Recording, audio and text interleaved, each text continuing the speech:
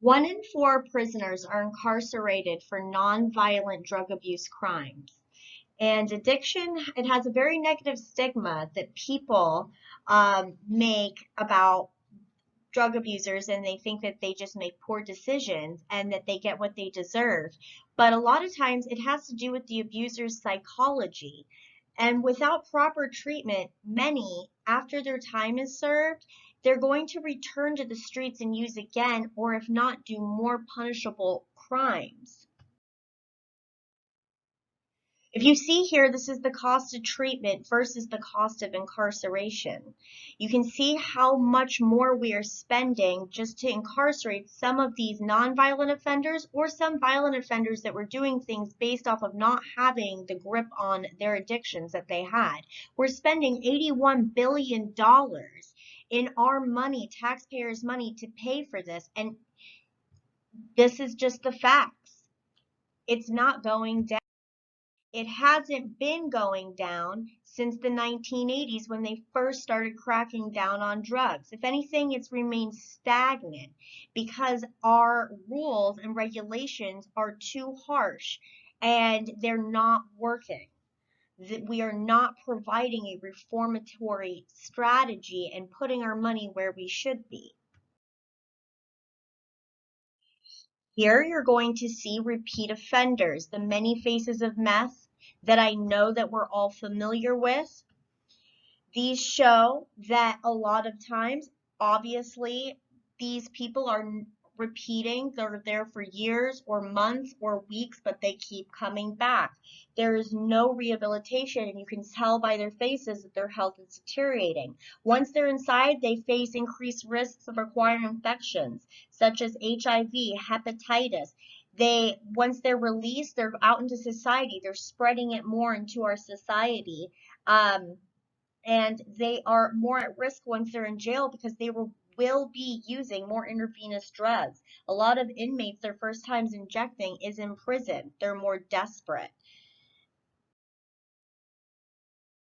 This picture to me identifies with the fact that though their time behind bars might be limited, a felony conviction or even a misdemeanor they will have on their record is going to last a lifetime.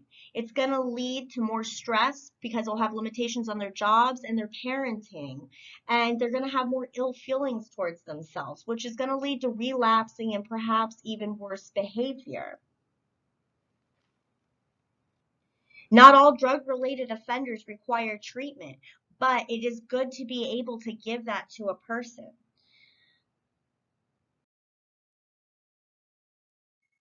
If it doesn't get corrected and they can't do it on their own, a lot of times then we're faced with the problem of homelessness, and these people are always going to be repeated offenders, or we're going to be paying for the fact that they can't have a place to live and take care of themselves. Many people believe that without treatment for drug-related crimes, it's unfair, especially to those who maybe had a violent abuse crime. But that's a bad stigma because sometimes, a lot of times, people that have been incarcerated, 23% have a mental health issue and 7% have learning difficulties, and those people have never even seen a healthcare professional to help them out. You also have to think about brain injury and learning difficulties and how that might affect a person's way of comprehending what it is that they're doing and not having the support system that they need. Jeremy Lance. That's a story about a man that was incarcerated for a non-violent drug offensive crime in Pablo's detention center.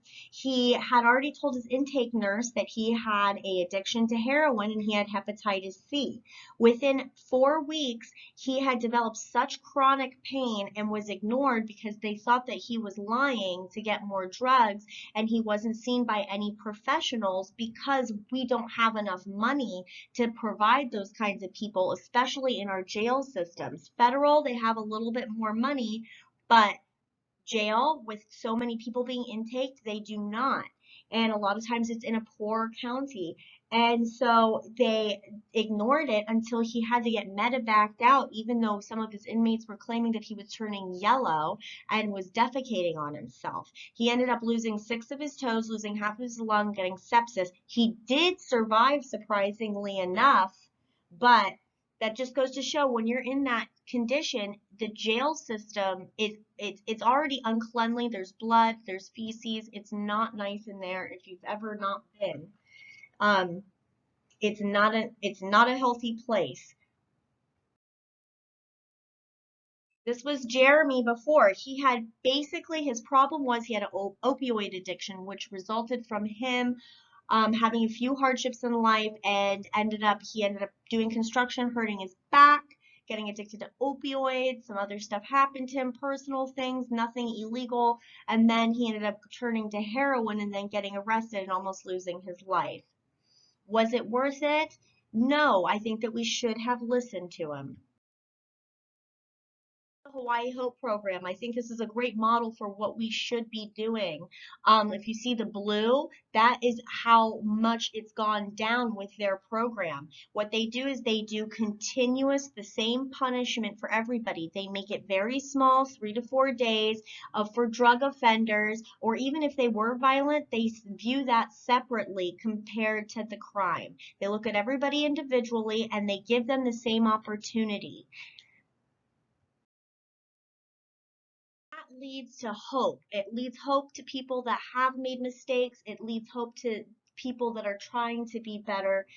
And I think that there is, as a society as a whole, we cannot continue to keep locking people up in that way. We need to change our way of thinking, and we need to support those that need our help by getting them into a more better government funded programs so that they can be able to help themselves. And even before they're incarcerated would be even better.